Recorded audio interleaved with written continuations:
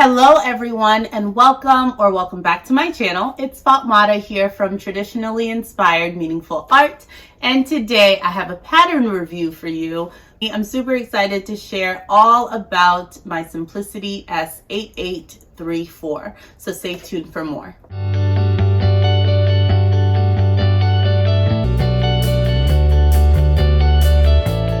All right, Simplicity S8834. I have made this garment twice now, and I have also hacked it quite a bit and have one that is cut out in my most recent hack, which I will share all about that in just a moment. But I really enjoyed making this back in 2020 when I first started really diving into using commercial patterns to make clothing.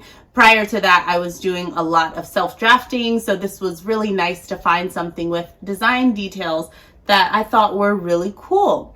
So as you can see on the cover here, it is a gorgeous Raglan sleeve dress that has a tie front. It comes in two lengths and has skirt and sleeve variations. So that is the description of S8834. And I have primarily made view A with view B sleeves, but it is gorgeous. So a couple of things to note is that they recommend for fabrics, charmeuse, cotton lawn, crepes, double georgettes, silky types, and voile, which I absolutely would agree with. So light fabrics with a bit of drape would be really perfect for this.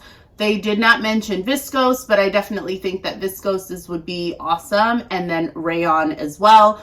Both of mine have been made out of either full-on rayon or rayon challis. So I think those would also be really great in this make as well. So from there, I wanted to talk to you a bit about the sizing, and either I will include a clip of sizing or hopefully you can see this.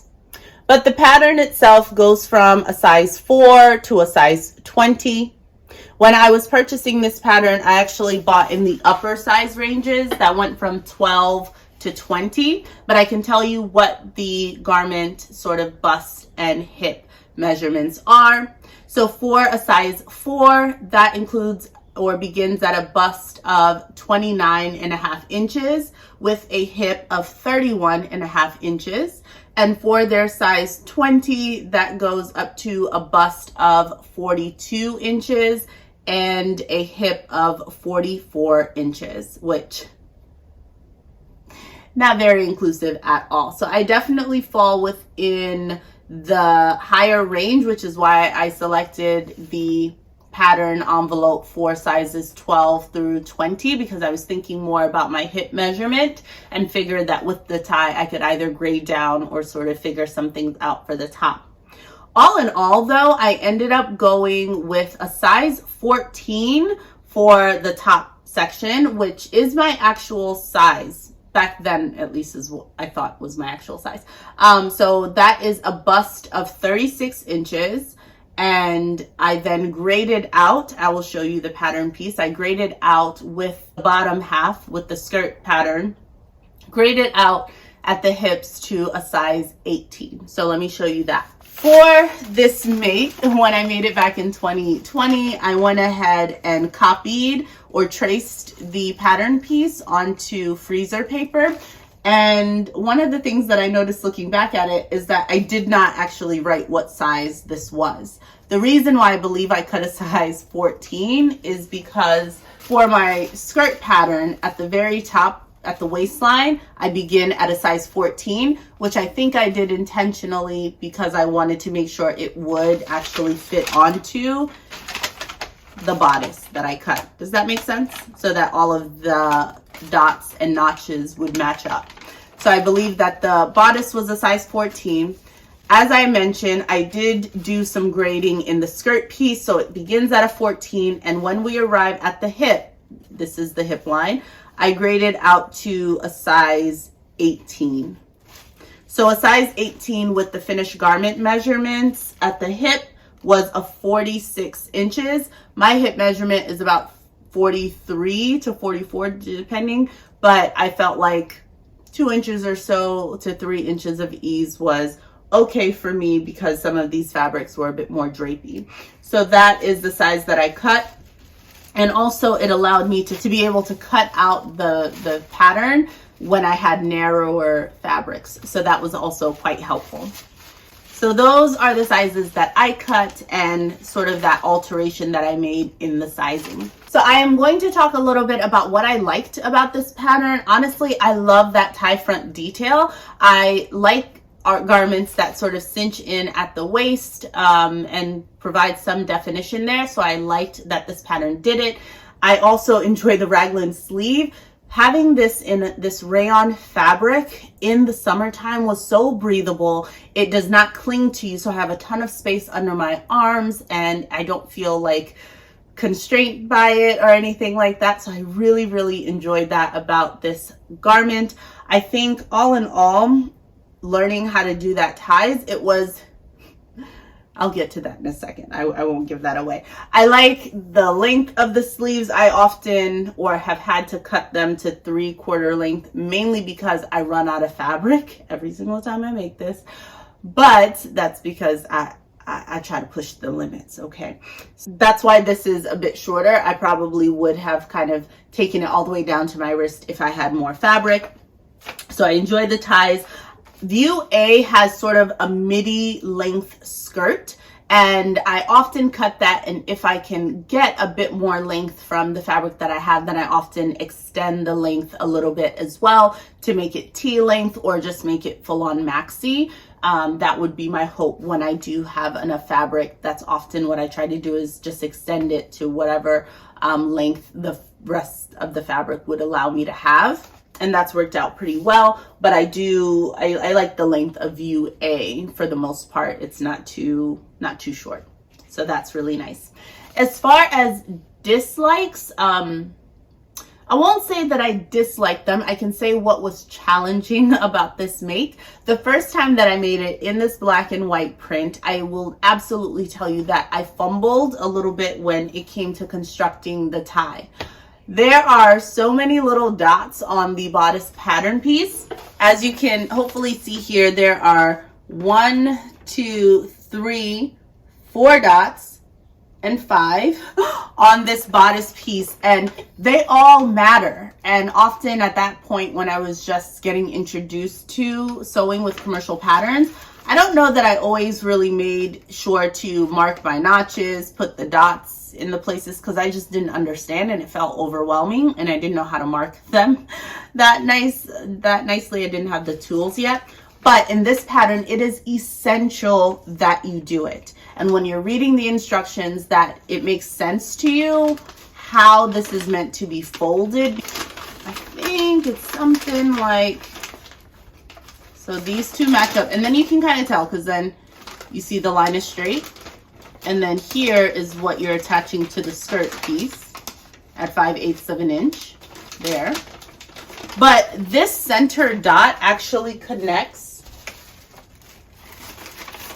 to the dot that is on the skirt. And usually I never used to care about the dots on the skirt.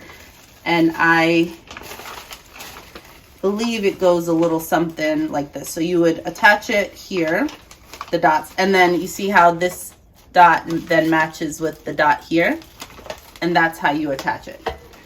So I don't even think that what I just showed you will make a ton of sense, but maybe it does. And the reason why I have my skirt piece backwards is because I traced this the other way. Don't worry about it. But you will have to match the dots. So do not miss out on actually marking your dots when you're using this pattern. Otherwise, nothing will make sense. Another thing to note is that the ties are not super long. I think when I made the initial one, I made it the length of the ties as it is in the pattern piece.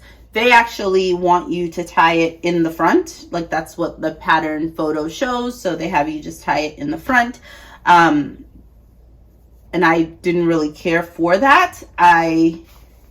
Although I could tie it that way. Often what I did was I would crisscross them in the front and tie it around myself in the back and just do like a little short tie. Quick little tie in the back. That is something that I definitely changed in the future make. So the second make that I made here. And another thing that I realized is that they have a keyhole like opening in, I guess, just in these two, which I didn't necessarily want a keyhole opening, so I closed mine off, which I believe is an option in views A and in views B. So that is something that is available to you, just to be mindful of that. So I, when making it a second time, actually wanted to see if I could completely omit that center front seam altogether. And that's what I did with this rayon challis. I folded in the pattern piece for the front bodice in by 5/8 of an inch just to remove that seam allowance, and I cut it on the fold, which meant that because it extends into the tie front, I just needed to cut off that tie front early. Like, I couldn't extend it out because that wouldn't work since I didn't have a center front seam. So that's why you see the rayon challis with the print on it actually ends quite abruptly. It ends here. And then I added a solid color black rayon fabric, rayon challis fabric, to act as the rest of the ties. You will notice these ties are much longer. Since I had been so used to wrapping this all the way around my body, I figured I'd just extend the ties so I could wrap it in a bunch of different ways, either just wrap it in the back or bring it all the way around to the front and tie it there as well.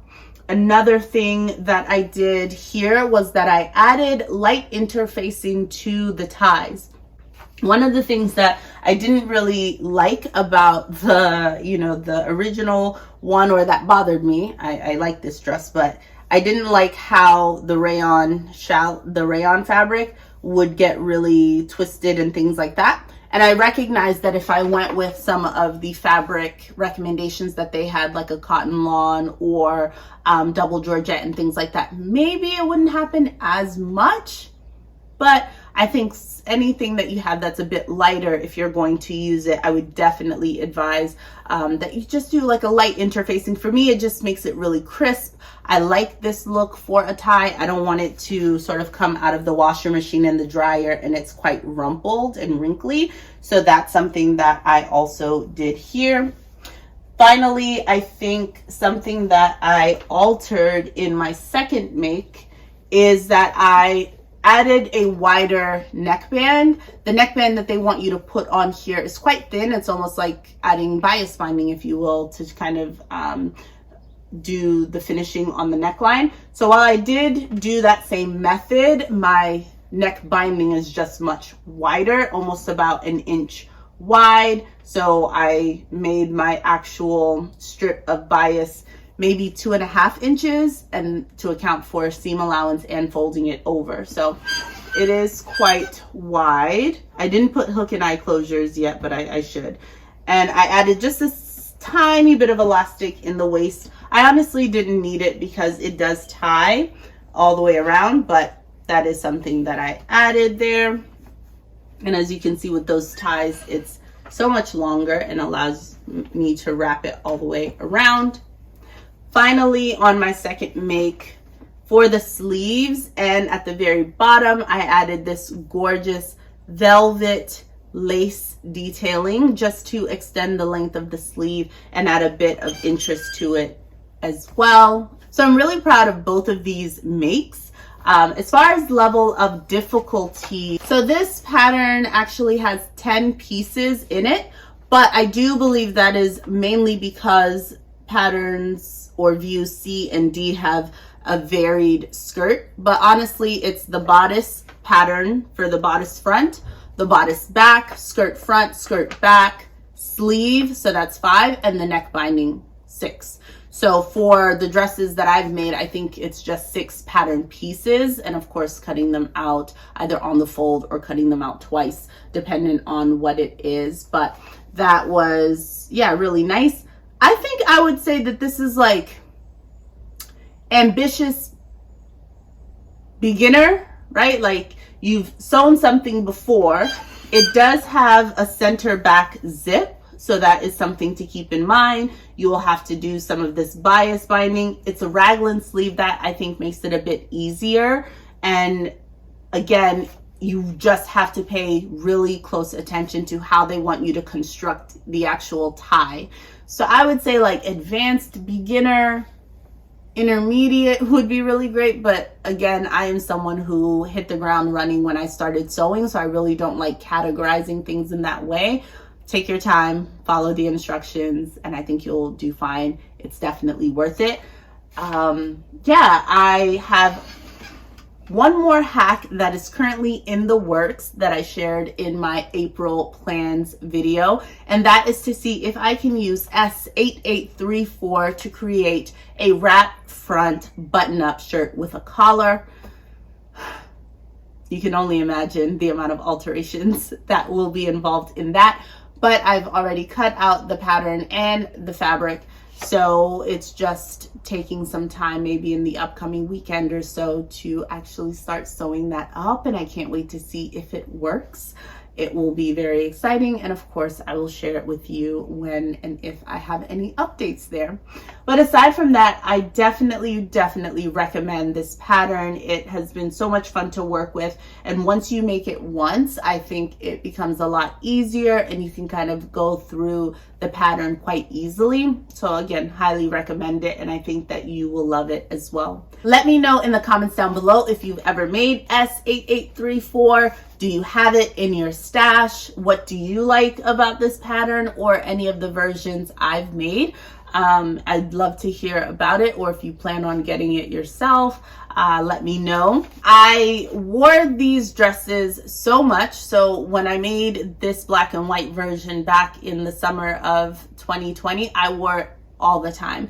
I wore it when we went to the petting zoo with the kiddos. I wore it when I took my girls trip to California. And you know, paired it with like a jean jacket and my cool white sneakers. Like, I felt so chic, kind of dressed up, because I was wearing a dress and it had a tie front, but also really casual and cool. So it's an incredible make. This one, I feel a bit more sophisticated in it because of the like lace trim detail and the fact that it doesn't cuff at the bottom. There's something about like a straight A-line or a wide sleeve that makes me feel a bit more chic for whatever reason. But I love it. And again, while it doesn't list rayon or rayon challis on the fabrics of choice, I definitely have seen no issue making it with a rayon and would highly recommend it in a rayon. Actually, they also don't list viscose, but I could imagine this would also look very beautiful in a viscose. So it's just up to you, but I think that the other types of fabrics that they have listed would lead me to believe that something with this much drape. I like the rayon challis because it still has some body and it's a bit easier to manage while you're sewing, particularly when you're trying to figure out that whole fold over detail. It's nice to have something that's not super slippery and is going to go off grain very easily. So you want a bit of that. So I enjoyed both of these makes, and I hope that you did too. That is all for me today. Have a wonderful rest of your day, and of course, stay creative. Bye-bye.